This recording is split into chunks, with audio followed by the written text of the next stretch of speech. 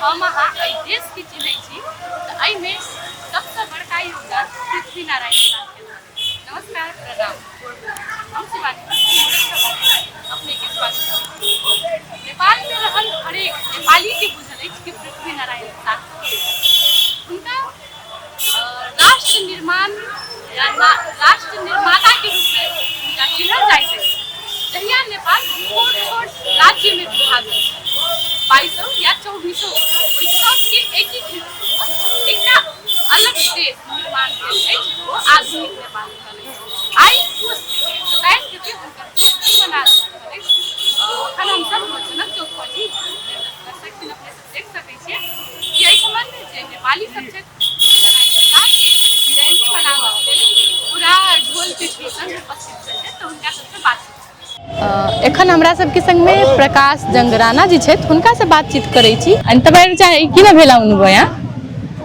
पृथ्वीनारायण शाह भनेको यस्तो व्यक्ति हुनुहुन्छ, उहाँको उपमै साध्य छैन भनेर व्याख्या दिने कुरै आउँदैन। पृथ्वीनारायण शाह भनेको यो व्यक्ति हो कि नेपाललाई एकीकरण गरेर एकमुष्ट नेपाल बनाउने व्यक्ति पृथ्वीनारायण शाह हो। र उहाँको आज 303औं जन्म दिवसको उपलक्ष्यमा हामी प्रत्येक वर्ष यो पृथ्वी जयन्ती मनाएर एकपल्ट पनि हामी मनाइरहेका छौँ। उहाँका चाहिँ योगदानहरू के छन्? उहाँको योगदान भनेको नेपाल तपाईँ हामीले चिन्ने नै उहाँले चिनाएको हो। न त नेपाल त 32 टुक्रा थियो होला, आज सबलाई एक ठाउँमा एकीकृत गर्ने मान्छे उही हो पृथ्वीनारायण शाह। अनि राष्ट्रपिता हो र उहाँको लागि हामीले गर्नु हाम्रो दायित्व हो। पहिले हामी पहिले नेपाली भएर कहीँ जाउँला, कतार, अमेरिका, लन्डन, प्यारिस, कहाँबाट आएको? म नेपालबाट आएको। त्यो गौरव मान्छे उहाँ हो र उहाँको जन्म उत्सव मनाउने हामीहरूको कर्तव्य हो प्रत्येक नेपालीको, र मनाउनु पर्छ।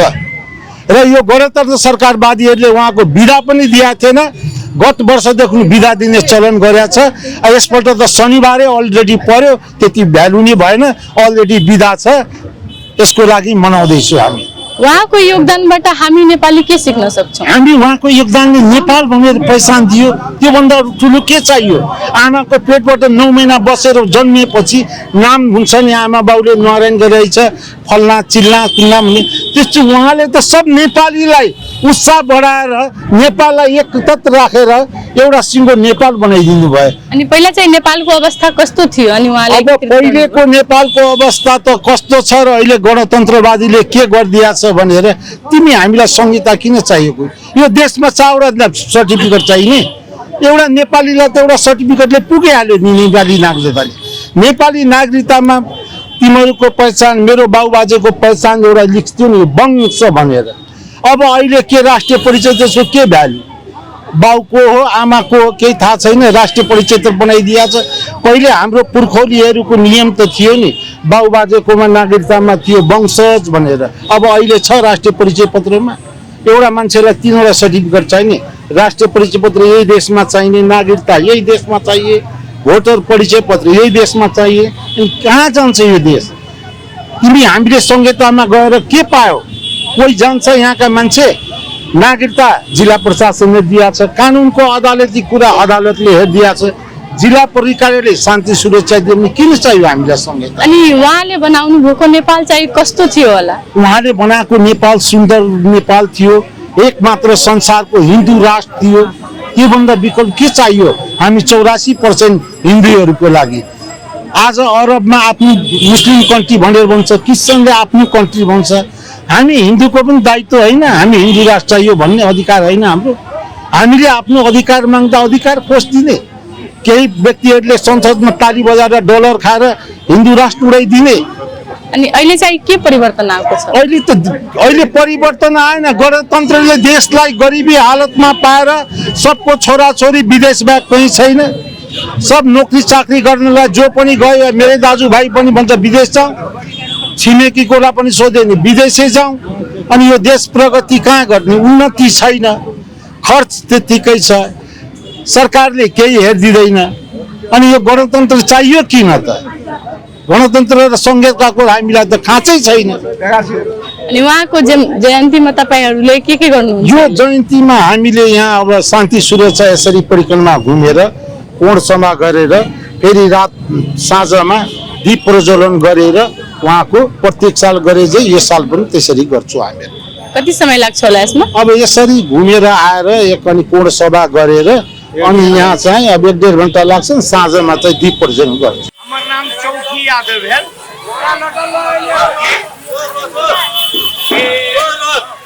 पृथ्वी जयंती मनबा के पृथ्वी जयंती पृथ्वी नारायण शाह जैन पृथ्वी नारायण शाह है जैन हमर नेपाल देश के हम सब नेपाली छी। पृथ्वी नारायण शाह देश के टुकड़ा टुकड़ा है कि दोसर देश सब करे चाहे ये सब पृथ्वी नारायण के हम सब उनका कुशौली तक के माने जन्मदिन मनाए, सेवा करब, उनकर सेवा करब, सब कुछ रहब। ई सब गणतंत्रवादी सब देश के कुछो नहीं कयलक। ई सब देश के लूट लेलक। किसान के खाद के जरूरी छै, खाद के जरूरी छै, पानी के जरूरी छै। ई सब किसान के कोई देखा वाला नहीं। ई सब देश के लूट लक। ऐसा राजा ई देश में चाहिए आ राजा अपनी ई राजा कहने के फोटो छै। ये राजा आवो नहीं, गणतंत्र नहीं। 45 के संविधान के रहे पूर्णिमा लगे छै। ई सब कुछो बढ़िया काम नहीं करके देश में ई कृषि के भाव कर देलकै, देश बेच देलकै, देश के घटना कर देलकै। ई सब चीज अन्याय अत्याचारी किसान मजदूर के कुछो नहीं देखलकै। एहि के लेल इनकर घोर विरोध में किया। राजा राम 45 के संविधान लो, हिंदू राष्ट्र आइयो राजा कोई में रहो। 45 के संविधान के बनाइए ना, उस संविधान चाहिए। तपाईँको नाम? शङ्कर चौधरी। आज चाहिँ पृथ्वी जयन्ती छ, सबैजना भेला हुनुभएको छ, के भन्न चाहनुहुन्छ यसको बारेमा? हाम्रो के छ भने देश, हाम्रो नेपाल देश भनेको पृथ्वीनारायण शाहले एकीकरण गरेको देश हो। यो चाहिँ हरेक साल हामी मनाउँदै आइरहेछौँ। यो साल पनि हामीले 303औं जन्म जयन्ती मनाइरहेछौँ। त्यसमा हाम्रो राष्ट्रवादी जो राष्ट्रवादी छ, देशभक्त, त्योहरू हामीले मिलेर जुन एकीकरणको जुन हामीले औलाउनु पर्ने देशको प्रति जो हाम्रो पृथ्वीनारायण शाहले दिएर गएको छ त्यसप्रति हामीले झल्काइ आउँदै आइरहेछौँ र पुनः पनि फेरि झल्काउँदै रहन्छौँ। अनि पृथ्वीनारायण शाहको योगदानहरू के छ? योगदान भनेको देशलाई एकीकरण गरेर नेपाललाई सुन्दर नाम दिएको नेपाल। हामी नेपाली गर्वै हौ, हामी गौरवले भन्छौँ हामी नेपाली। त्यो कुरा हामी भुल्नु हुँदैन। देशलाई एकीकरण गरेर देशलाई नेपाल सुन्दर नाम दिएको नेपाल हो। त्यसैले हामी उहाँको योगदान हो, त्यही भएर हामी भुल्नु हुँदैन। उहाँले एकीकृत गर्नुभन्दा पहिला नेपालको अवस्था कस्तो थियो? पहिला अवस्था भन्नाले अब देश अलग अलग दिपमा थियो। उहाँलाई चाहिँ हाम्रो नेपाल चाहिँ एकीकरण गर्नुपर्छ र सुन्दर एउटा नेपालीहरूको एउटा गौरवमय एउटा देश हुनुपर्छ भनेर उहाँको योगदान थियो, उहाँको योजना थियो। त्यो योजना चाहिँ सफल पार्नुभयो। त्यसैले हामीले नेपाल सुन्दर नेपाल नामले नेपाल उहाँलाई नाम दिनुभयो। अनि उहाँले एकीकृत गर्नुभएको नेपालमा चाहिँ के परिवर्तन आएको छ? पहिलाको परिवर्तन भन्नाले देश विश्वमा नै चाहिँ एउटा स्वाभिमान भएको एउटा देश, त्यो एउटा सुन्दर, त्यो कसैको उसमा भित्र नबसेर कसैको गुलामी नगरेर एउटा देशमै एउटा यो नेपाल भनेको कसैको गुलामी छैन र पौमा पनि हामी यो देश गुलामी हुने छैन।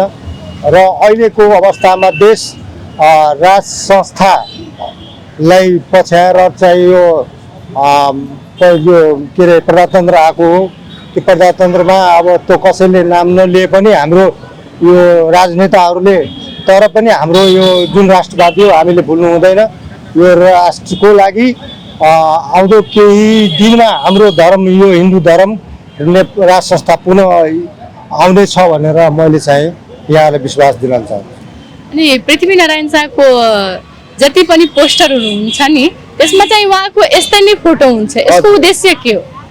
उहाँले चाहिँ एलोन भएर एउटा देशको भक्त, एउटा करमदार भएर औलाएको, मैले एउटा देशभक्त हो भनेर देखाउनु भएको हो। त्यो औलाउनु भएको त्यो चिलो उहाँको एक्लोपनले देशलाई आजाद एउटा एकीकरण गरेको हुनाले उहाँले चाहिँ औला चाहिँ अगाडि जोतेको।